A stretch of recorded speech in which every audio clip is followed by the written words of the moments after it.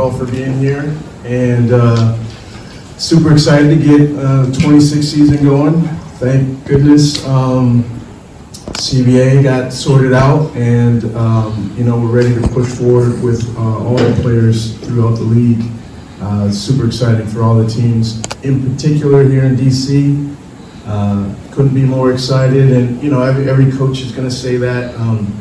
None of us have lost a game just yet, so we're all super positive. But for us here in DC, just the moment that we have with Monumental Basketball, just very grateful to Michael Winger and John Thompson III and Don Wolf, our front office, our analytics, our coaches, our support staff. It's a special time here for us to kind of build on some of the gains that we made last year, and I couldn't be more elated to take it on with this group. We started practice yesterday, and it's a young group, but that shouldn't throw off people in terms of the clarity is there, in terms of what we want to accomplish and try to move forward. So just want to be thankful and share my excitement, and open things up for any kind of questions you all have. I appreciate you being here. We'll start with Jen. Hey Sydney, good to see you. Kind of picking up on that clarity piece. You mentioned on draft night that Georgia will be part of your core group this season, and just curious what you're thinking right now. I know it can change, but about her role or the responsibility you want to give her this season. Yeah, I mean, our core is, that's where this clarity is. You go through these waves of games and all kinds of things, officiating, I had to throw that in there. But the clarity of like Shakira Austin, Kiki Irifin, Sonia Citron, and 100% Georgia Amor as being like our core, and that group that we want to build around and move forward. And Georgia being healthy, and again, Sonia, Kiki, Kira, we're excited. The gains that we can make. Georgia is coming along great, and is full of energy and leadership and creativity and communication. So it's really fun to see how she's adding to that young core. And our job is, to push them forward. That is our core. I've said that like 7 times already. I'll just be clear that whoever's on our roster, our commitment is full out player development for everybody. And so even when Georgia was out, there was a lot of coaching, a lot of communication to try to help her be at this point. We will do that with every single person on our roster, regardless of age, experience, position, all that good stuff. And just to follow up on the development piece, can you kind of talk us through the decision with Dariana to designate her as a developmental player right away, and more broadly, how do you envision using your developmental spots this year? Yeah, we had that in mind in terms of frankly, as we were advancing into the draft, of looking at players with that eye of who do we feel like can come in and be a part of our program long term, and maybe not necessarily have to carry the weight, if you will, and expectations of a roster spot, and also trying to have a long-term view again of that core and who can support it. And so Bugs, as we call her, is someone that we feel like could very well be someone who supports that core. And so we wanted to make that commitment early. That may, as we go these next few days, that may pop up with someone else in our gym, or as we survey the landscape. But we felt strong enough on draft night that Bugs was one of those players, and we wanted to make that commitment early. Hey Sydney, with you being in this new role where you're overseeing the roster a little bit more, how have you been able to kind of balance being in that position? I know obviously that was like you when you were in college and you had to make all those type of decisions, but being at it on the W, how do you feel like this process of the past 2 weeks have gone for you? Yeah, I think there may be a bit of naivete, to be honest. It's going really smoothly, and I say, sometimes you don't know what you don't know. Okay, so all right, there's that, but it's a team. It's not just me. I think I said that last week as well. There's a collaborative effort here that starts with Michael Winger, but soon, very quickly after, I'm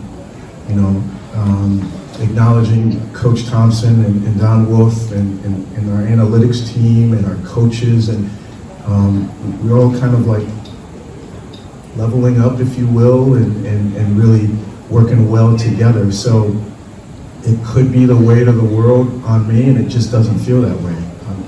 It just doesn't. I think there's a real strong alignment in terms of what we're trying to do. The tone of the organization, crystal clear. And so if I didn't have that, I would be anxious, really. But I just don't feel that way. I feel like I can, give my input, but also lean on others who are very, very good and knowledgeable at their jobs. And we can try to do this as a group. Last year, you talked so glowingly about the veterans that you had at camp and how they were kind of able to help you and help kind of teach the other younger players. You have 11 rookies plus Georgia. I know some of those rookies have vast international experience, but they'll be WNBA rookies this year. Can you kind of walk us through the decision-making of not bringing in other veterans to kind of help you and the staff kind of lead the charge? Yeah, I think, there's best fits, and we certainly want veteran experience. I mean, this league doesn't suffer fools. These players are really, really good. I mean, there's no two ways about that. And you have to have a certain level of experience to advance far, say, in the playoffs. But we're also very mindful of where we are as an organization and as a team. And player development is something I was just talking to Coach Thompson, just on my drive home last night, and just like, we have a staff, and I don't mean just coaches, that are just so into what it is here in terms of our player development. And so at times that'll mean that we'll have some younger players. There's nothing wrong with that, as long as they fit, they go hard, they want to compete, they want to get better, they want to work together. So I guess I'd just say, like, we will have veteran experience, that'll come. We have a limited amount of that right now. But it doesn't change what we're trying to do ultimately, which is to get everybody better and to ascend, to build on our gains. And that's about the best way I can answer that. Slim and Steph were just perfectly suited for that team in 25. I think Michaela's going to give us a lot. And I know that they're only second-year players. Sonia and Kiki and Georgia in particular, they're growing up right in front of our eyes. And that doesn't equate to a 10-year vet, but it equates to something. Like, I'm already turning to them and leaning on them for leadership in ways, small and big ways, that I couldn't last year. So it may look like, we are the youngest team in the league, but we have some key young players that are really going to step up and show the lead, take the lead, along with Michaela, and we're excited about that. Like, honestly, we're excited about that, and I wanted to make room for that, and that's where we are right now. Hi, Sydney. Along those same lines, when a roster is this young, what is your approach on balancing long-term, big picture player development, talking about building that core up over the course of, ideally multiple seasons, with what you see on the floor every night being more competitive now? Yeah, I mean, you got to have players. I mean, at the end of the day, you got to have players, and you got to have players who want the moment. And again, maybe it's just youthful enthusiasm, but I just think I look at Kira, I look at Kiki, I look at Sonia, I look at Georgia. They want more. They want more than what we had last year. They want to build on that. And so we're creating the space to allow that to happen, you know, and we're in DC, we're really excited about it and undeterred. Like, fully understand the challenges that are out there. You know, Las Vegas, outstanding. Or Las Vegas, yeah. The Los Angeles, you know, Minnesota, Phoenix, I mean, New York, they're all making these gains or have a core group of proven players, but we want that challenge. So I guess I would say our player development, we're going to build on what we did last year.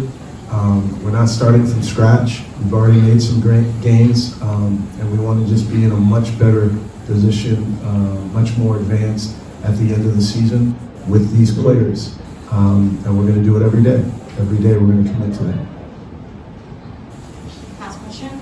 Hey, Coach. With how quick the transition is sometimes from college to the league, how important is the next few weeks in the early part of the season for some of these rookies in terms of getting them acclimated, not only to your team, but just to life in the league in general?